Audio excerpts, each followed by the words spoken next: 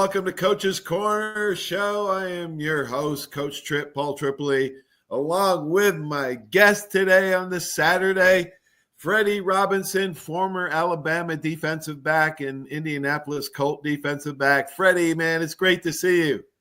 Coach Trip, Ed, how are you? Just good to be talking to guys that went through the things that I went through back in the 80s and see us still surviving and moving forward. We survived Al Miller, that's for sure, didn't we? Trust me, that was a lesson to be taught. After that, I think I could do anything. I could have been a Green Beret. It's funny you mentioned that because our teammate, Mike White, right, in 84, our teammate, he went on to become a Navy SEAL. And he put up a picture of Al Miller in his Navy SEAL locker to keep him motivated because he didn't want to go back to Al and say he didn't make it. Wow. Yeah. Is that something? Is that a good story? Oh, I wish I had known that. I was just with Mike at Lenny Patrick's funeral, and he spoke and we chatted. But yeah, great thing. Mike's doing well. So Al Miller definitely made. He put character in us, and absolutely, man. We had a lot of great teammates. We're going to talk about them. Okay, here on Coach's Corner, we always try to inspire and educate the mind to think, the heart to feel, and the body to act. All right, let's start from the beginning. You grew up in Mobile. You went to Davidson High School. You had 3 sisters. And talk about your high school coach and teammates. Did you win any titles there at Davidson? Well, let me correct you. I only had 2 sisters, two sisters and a brother. But we chased the title there. We were good. We actually, at one point, our defense only gave up 3 points a game. Wow. But we didn't make it. Our rival was Murphy High School, and which produced the Joey Jones and Joe Smith. Pat Washington went to Auburn. Those kind of guys. So they really had a lot of talent there. That was the thing I kind of hated about Mobile. There were so many schools with good teams. We beat up on each other. We couldn't get far. But some of the other schools like Enterprise and so forth, where you had one major school, they dominated. So. Wow. All right. Talk about your mom and dad growing up, because your mom and dad still with us. Your dad played football. Did. My father did. And, I had a great combination there. I had a dad who was a disciplinarian, provider, a leader, former athlete himself. He actually turned down a football scholarship because he was the oldest son. His mother was only 13 when she had him.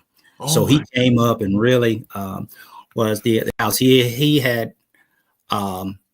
has 4 brothers and 5 sisters. So it was a lot of them. And he felt a lot of sense of responsibility. But, mom nurtured me and supported me, and they both did. My dad was, just heavy into sports. I told a story about him, once when Saturday morning when I was headed to a Little League game in the 6th grade, playing ball. And he was so into the game until I ran out the door, jumped in the car and left my mouthpiece, got out to run, grab it and come back.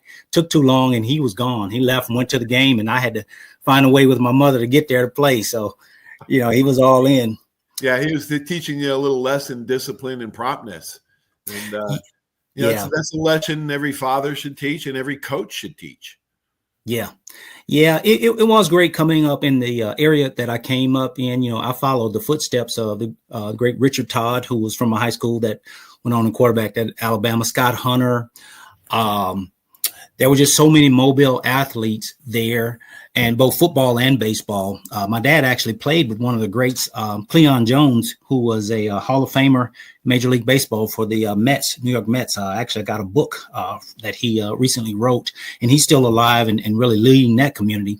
So it was, just inspired me to want to be great. Mobile hosts the Senior Bowl. So I got to see great guys coming. I met Ozzie Newsome and hung out with him and shook his hand, and Doug Williams and all those guys that came out, that 70s crew. So I was just hungry to try to be one of them and follow in those footsteps. Gosh, and then you go to Alabama, and actually you end up starting in 1984, my senior year. You were a sophomore, and you started along. I think I had 3 sophomores with me. It was Vernon Wilkinson, yeah, Cooper, and Vernon Bridden, Ricky Thomas. I was the senior, We didn't have a great year that year, even though we were super talented. And I'm gonna start naming some names, and I want you to describe shortly each one of these guys in like a sentence. So we're gonna talk about these guys because we were lucky to play with some amazing athletes. I was able to learn from Tommy Wilcox and Jeremiah Castile how to play safety and corner. And you played both too. You played corner and safety. I did. So you started out at corner. Talk about your transition from corner to safety. Well, it was a big transition for me to go because in high school I was a safety, and I only became I had played safety. I played little league. You play offense, defense all over, but only because the line for the free safeties was short. There were only two seniors, and I came up, young guy, and worked my way in, and then I started at Davidson for 3 years. But when I got to Alabama, I'd never really played corner, and Lewis Campbell taught me. He taught me everything. I knew how to backpedal. I laughed because he was just grinding me about backpedaling to the point he told me to backpedal to class. So I'd be backpedaling across, school. I mean, I did it, but it became natural to me. Yeah. And when I train guys now, I actually have them backpedal for a quarter mile around the track, just backpedaling. The muscles just seem to me, and it becomes easy. And to me, that's the foundation of being a corner, being able to backpedal smooth and swift, and then be able to change direction.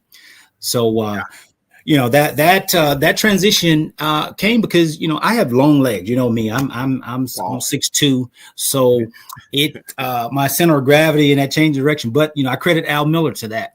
Off season, pipe drills, the box drills. We would do that. So those things really ignited those fast twitch muscles in me. Right. But it was good. But I think for me, it was kind of out of necessity. I was moved around in the secondary, as needed. So, against, in our era, it was about the run. It was that tall sweep. And of course, with Bo Jackson, Auburn, Tennessee, those guys, it was all about that, stopping that. So I did like to hit tackling drills. Yeah. We did do a lot of tackling drills. And we're going to talk about the transition from college to pro. How we thought that college was tougher physically than the pros, and it was. We'll talk about that. Yeah. The transition. Coach Campbell was such a great technical coach, and let's talk about that transition because when I got to the pros, my college coach at Bama, Lewis Campbell, was better than my pro coaches. Oh yeah. And they worked a lot, and we worked a lot harder in college. Talk about your experience in that realm. Well, exactly. I think in college, the mindset of the player, we're a student, we're a kid, and we are sponges, and we do what you say. We don't question it. We don't balk against it. And we do it to the degree that you say it, and I'm sure you went through this, what we all Bama guys know is gut check. Making it through that window. I mean, Coach Campbell had me going to the point where I felt like I was going to collapse. And it was like right at the brink in which you just say, I can't go another step. Then, you got the whistle, you got the water, you got the chance to recover. But he taught us things like leverage, which I really didn't understand. Based on man coverage or zone coverage, having that leverage and keeping it. So when the receiver is running around and they're weaving in, staying on that inside shoulder, so you're there to make the play, to make the break. But staying kind of crouched over. If you're standing straight up, the first thing you have to do is move down in order to move, because you never see anybody shifting gears standing straight up. So I always taught that as my DBs too, man. After that, because you're looking for. Right, you're looking for that level one, folks. There's only 3 level throws: short, medium, and long. So you're looking for that level 1 right away, and then you got to go to level 3, but you got to keep crouched over to react to level 2. Yeah, it's those things that are only a tenth of a second that make the difference, and you don't know those things coming out into college. Most don't. So you have to be taught. Most guys, by the time you're a senior, you have. You've mastered them. The game slows down to me. I remember as a freshman against Vanderbilt, my first starts, man, I was like a jackrabbit. I moved at anything, it's like every time there was a pop or something, you're reacting. But then by the time you become a senior, you're kind of dictating the flow, and Right. you're really trying to bait the offense into doing what they think, the defense that you're Right. showing them. So but when I went to the NFL, it was it was eye opening, and I had the fortune of going in with a former teammate, Chris Good. Chris and I both got drafted to the Colts, so we decided to get an apartment, share an apartment. It was kind of crazy because we both had the same car. We got these. He got a black one, I got a white one. We were just like that, but having to doing it with him, going to practice and knowing each other. But he and I were like, we were like jackrabbits around, and we had the Alabama practice tradition. When you come out the tunnel at Bama, you hit it, you're jogging, you move from station to station, you knelt, you did not sit. And that's how we were programmed. But this was showing up the vets. Those guys were, used to that slow pace, and they corralled us one day, and they slammed us about 10 guys. They circled us up, and they said, "You guys got to slow down. We don't move like that here." It just wasn't the veteran DBs. It was all the veterans getting on you guys, huh? Oh, yeah. Yeah, it was. We just, So, we were just built that way. And I think that really showed in the Alabama pride. Like me, the first time I saw the guys, fourth quarter, you throw up those four fingers, that meant, hey, we're ready. We have trained. We are ready to go. And what really stood out to me was against Florida Gators. We heard so much about the swamp and the heat and all that. We get down there. We're not tired. Those guys, they're getting cramps and they're dying, and we just, walk through the swamp. So, I really credit Alabama for everything that was, taught. And, I think Coach Bryant brought that work ethic. And the high standard. Standard. When you're tired, when you're down, are you still able to perform, be disciplined, not make mistakes?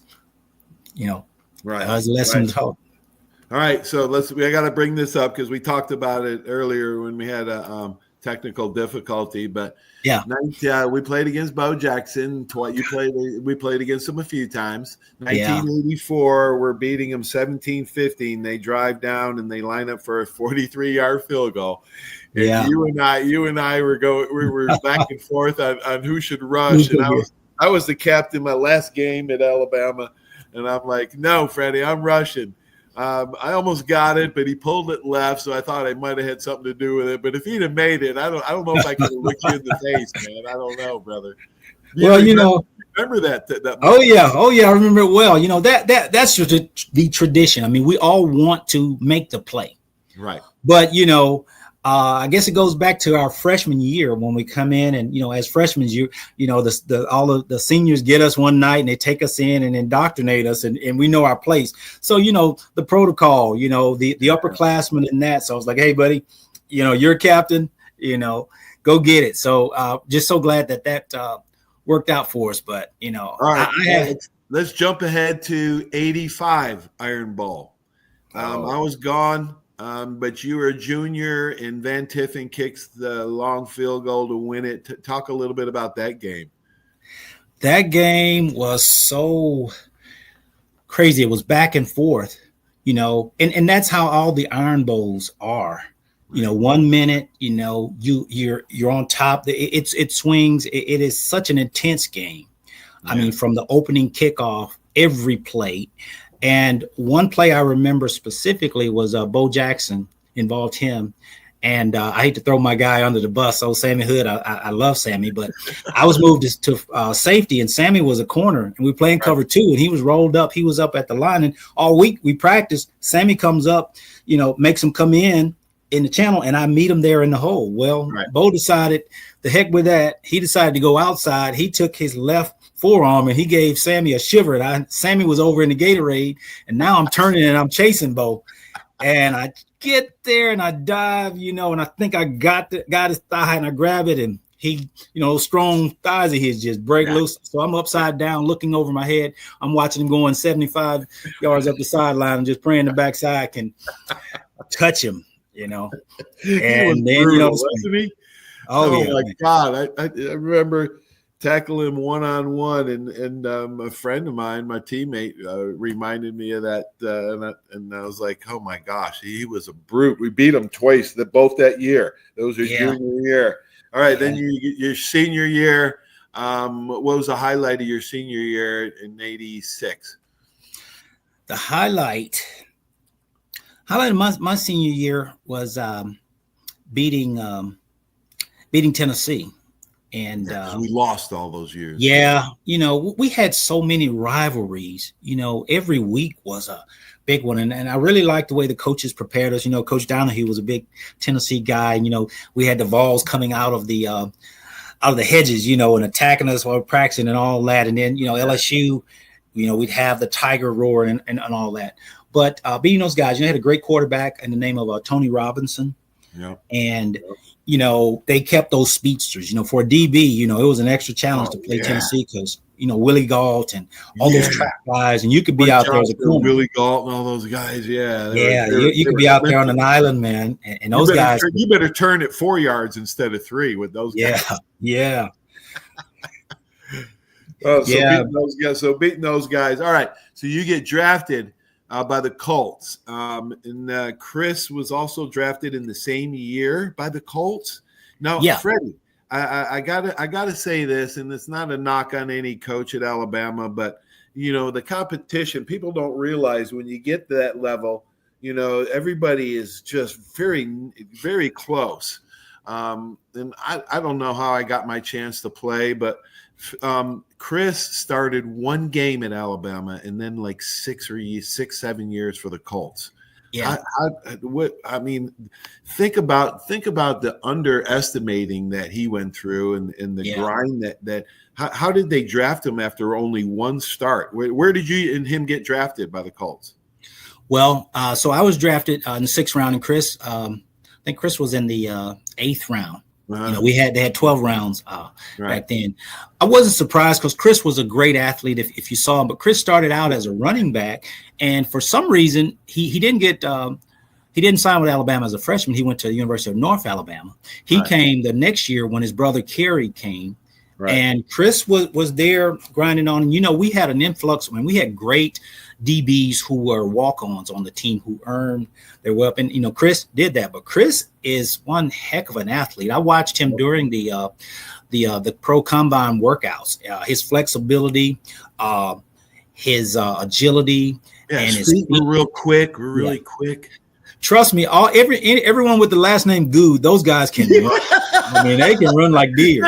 You better not underestimate any Good, man. Let me tell you. Why isn't ESPN doing a 30 for 30 on that family? They 4 of them starred, and then their cousin who lived with them for a little while, Antonio Langham. Came up to be best. Oh yeah, man! It's something in that Town Creek water, man. I need to go up there and get baptized. Oh my gosh! Yeah. All right, so you played. Listen, I'm going to name some teammates, and you describe them real quick. Cornelius Bennett, Biscuit. Oh man, Cornelius, just awesome. I mean, he was like the Bo Jackson of defense. Guy with the size and speed and athleticism. Yeah, man. That's a good way to. All right, Mike Shula. Shula was a leader.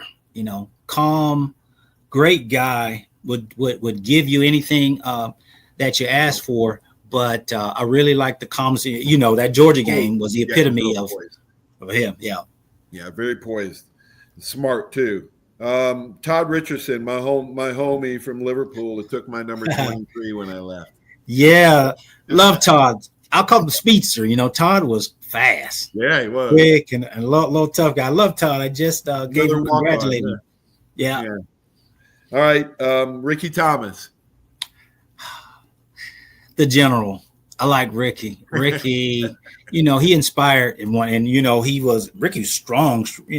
He was a strong safety, the definition of strong safety. Yeah, he was. All right. Did you play? You played with, because 87, I played against you guys in 87, the last game of the year, and I got Dickerson for a 3-yard loss on the first play of the game. And I got up and Freddie, I was doing this. I was hyperventilating after the first play, man. From scrimmage. Yeah. But talk about Eric Dickerson. Another one of the great backs. I got to be teammates. I was a teammate of Bo Jackson in the high school All-Star game, so I was glad of that.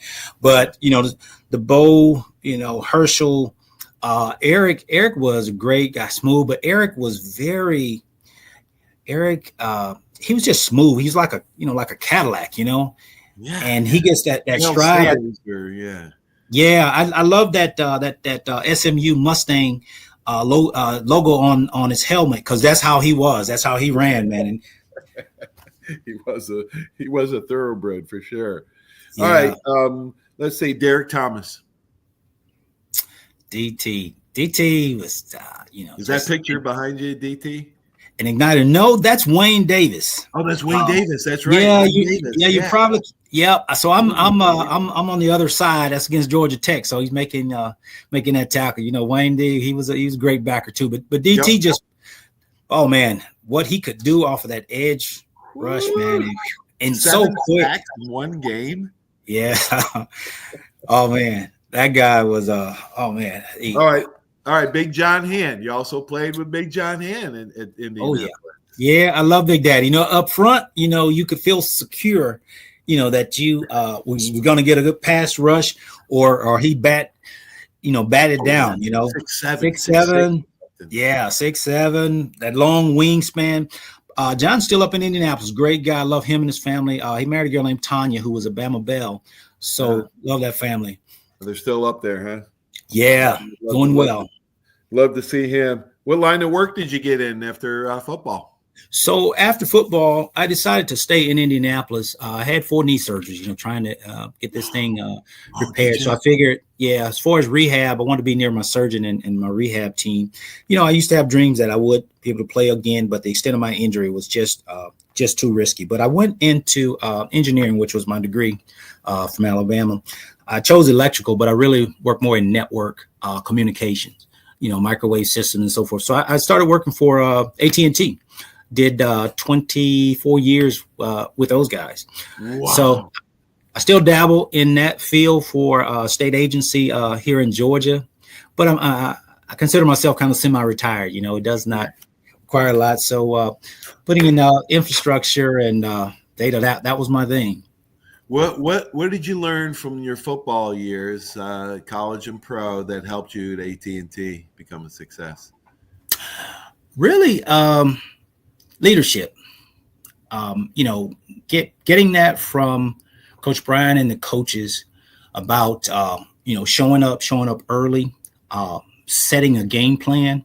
So I rose to a director, leading a team and really showing him it was about more than the technology, but it was about how to provide great service, customer service, pride in what you deliver, pride in whatever you were responsible for. Absolutely, Freddie. It's even in business, it's not about the X's and O's, the wires and the hose. It's about the Johnnies and the Joes. So that served you well, my friend. That's awesome. Yeah, never retire, man. I'm never going to retire. I'm always going to do my show. I stopped grinding in sales for 35 years, but I'm never going to fully retire.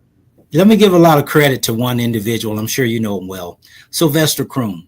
Yes. And really grew to love that guy. But, on Sundays after our game, I would go to church with and because of him. His father had been our chaplain for years. But having that balance, really learning about being a man outside of football, so that the whole character came there. So, we took pride in how we presented ourselves.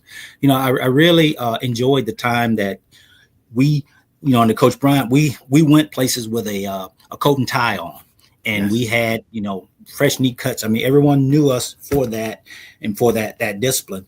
So, I just appreciate everything that I gained from the University of Alabama, the coaching staff, and men that cared about us as young men and not just, what we did on the football field. Yeah, absolutely did. I'm glad you had a shout out to Coach Croom. I love all those guys, man. Without those guys, we would have never made it without those guys. The standard that they set. And it's really a beautiful thing. Freddie, thanks so much for being on the show, man. So proud of you. You always had a great disposition when I played with you, man. Always that smile. And we got things done. I'll see you at the Coach Campbell reunion, hopefully. Looking forward. End of May is what I'm hearing, so I plan to be there. Yeah, me too, Freddie. All right, buddy. Godspeed. Love you, man. Thank you. Love you too. Take care, Trip. See you, buddy. Bye. Wow, that was awesome. Freddie Robinson, my teammate, great person, great family man, and learned a lot and became a success. So proud of him. Thanks for watching the show. Hope you learn a little bit. Stay tuned for these important messages. Without our great sponsors, Coach's Corner just wouldn't be possible. Thank God for them. Have a great one, everyone. So long. There's a reason why Hill Kelly in Pensacola is the #1 selling Chrysler Dodge Jeep Ram dealer between Jacksonville and New Orleans. While other dealers have taken advantage of a competitive market with higher prices, Hill Kelly has discounted prices to the lowest of the year. And Hill Kelly in Pensacola won't surprise you with excessive charges beyond the selling price. Come see why people from Milton, Pace, Foley, Bay Minette, Daphne, Gulf Shores, Mobile, and beyond are driving to Hill Kelly in Pensacola to buy their next new Chrysler, Dodge, Jeep, or Ram. At Hill Kelly, the bottom line price and your satisfaction are what really matter. So before you sign, check the bottom line and make the trip to Hill Kelly in Pensacola to see what true local ownership can do for you. At Hill Kelly Chrysler, Dodge, Jeep, Ram, Highway 29 in Car City, Pensacola. Or shop online 24/7 at hillkellydodge.com. When it comes to bottom line pricing, nobody beats a Hill Kelly deal. Nobody. That's you trying to fix the plumbing yourself to save a few bucks. Doing things yourself doesn't always end well. The same goes for insurance. That's why Auto Owners works with local independent agents who tailor coverage to meet your needs and offer discounts for life, home, car, and business insurance. Because sometimes you need a professional to get the job done right. That's simple human sense. Are you riding around in a filthy vehicle? Dirty car no more. Visit Ronnie's Car Wash today to get it shining in no time. They have 3 convenient locations with another coming soon. The unlimited monthly wash packages start as low as $14.95 per month with free vacuums, multi-purpose spray, and towels. Visit them in Gulf Breeze, Navarre, Fort Walton, and soon Crestview. Don't wait. Wash today. Be sure to see Ronnie's Car Wash on Facebook to see the latest specials and discounts. You'll be riding and shining in no time.